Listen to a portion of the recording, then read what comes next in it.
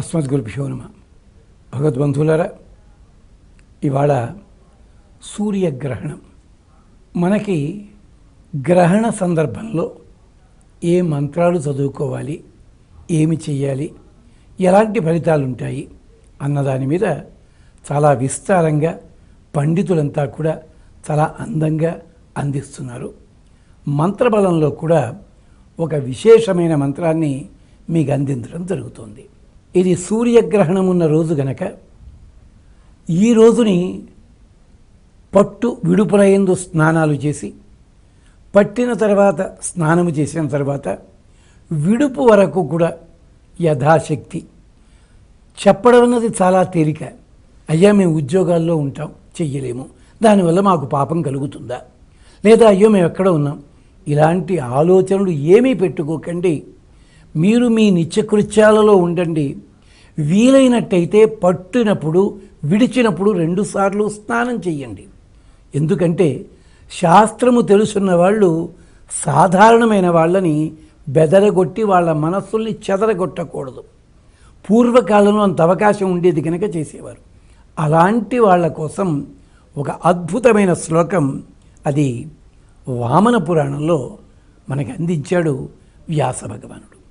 ఏమిటది? సూర్యుణ్ణి ఆరాధన చేస్తూ, అంటే ఇదొక మంత్రముగా యథేచ్ఛగా ఎన్నిసార్లైనా చదువుకోవచ్చును. ఆ మంత్రం ఏమిటో చూడండి. ఫణీంద్రోక్త మహిమ్నేతే ఫణీంద్రాంగదారిణే ఫణీంద్ర వరహారాయ భాస్కరాయ నమో నమః. మీకు మీ ఆచార్యుల వల్ల పొందిన మంత్రములు హాయిగా పారాయణ చేసుకోవచ్చును. మీకు ఎవరెవరు ఎలాంటి కొత్త కొత్త మంత్రాలు ఇచ్చారో వాటన్నిటినీ కూడా దీక్షగా పొందినట్టయితే వాటిని పారాయణ చేసుకోండి. లేదు సద్గ్రంథములు చదువుకుంటాం మేము, అలాగా చేయవచ్చును. ఇలాగ ఏది చేసినా అంటే భగవదారాధనా రూపమైన మంత్రములు చదువుకోవాలి. అలాంటి దాంట్లో ఇదొకటి సర్వసాధారణమైన వ్యక్తులు కూడా చదువుకోదగిన మంత్రం ఇది. దీనికి బీజాక్షర సంపుటి కానీ, అంగన్యాస కరన్యాసాదులు కానీ ఇలాంటివి ఏమీ లేవు. హాయిగా కూర్చుని సూర్య భగవాను ఉద్దేశించి ఆనందంగా ఆస్వాదిస్తూ అనుసంధానం చేసుకోవాల్సిన చక్కటి శ్లోకం ఇది. ఫణీంద్రోక్త మహిమ్నేతే, భగవంతుడా భాస్కరాయతే నమో నమః, నీకు నమస్కరిస్తున్నాం మేము. ఏమిటో తెలుసురా నీ గొప్పతనము?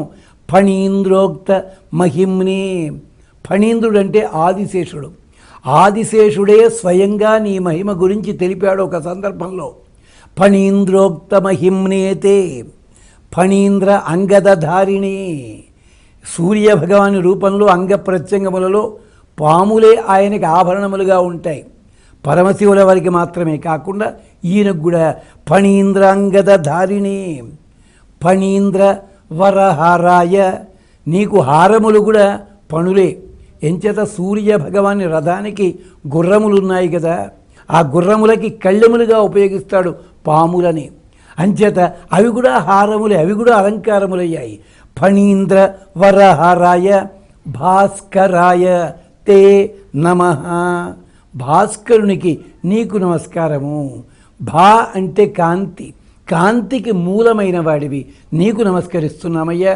అంచేత ఈ గ్రహణ వేళ మేము పారాయణ చేస్తున్న ఈ మంత్ర బలము చేత నీకు ఆ గ్రహ బాధ తొలగి, ఆ గ్రహణము తొలగి నీ అనుగ్రహం మాకు లభించుగాక అని ఆశాసన చేస్తూ 108 సార్లు చదవడం చాలా విశేషం.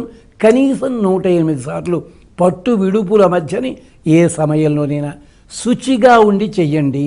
వీలైతే పట్టినప్పుడు స్నానము, విడిచినప్పుడు స్నానము. ఒకవేళ ఈ రెండిటికి అవకాశం లేనట్టయితే ఉన్న చోటనే శుచిగా కాళ్ళు చేతులు కడుక్కుని ఒక్కసారి ఈ శ్లోకాన్ని మనసారా ధ్యానం చెయ్యండి. ఆరోగ్యాన్ని పొందండి, సంపదలు పొందండి. పరమాత్మ మనకిచ్చిన చక్కటి జీవనానికి కృతజ్ఞతావిష్కరణ చేసుకోండి. ఇది ఫణీంద్రోక్త మహిమ్నేతే ఫణీంద్రాంగదధారిణే ఫణీంద్ర వరహారాయ భాస్కరాయ నమో నమః. దీనికి మూలము రుద్రాధ్యాయంలో ఒక 2 మంత్రములలో కనిపిస్తుంది. యథామతి మీరు అనుసంధానం చేసుకోగలిగితే ప్రయత్నించండి.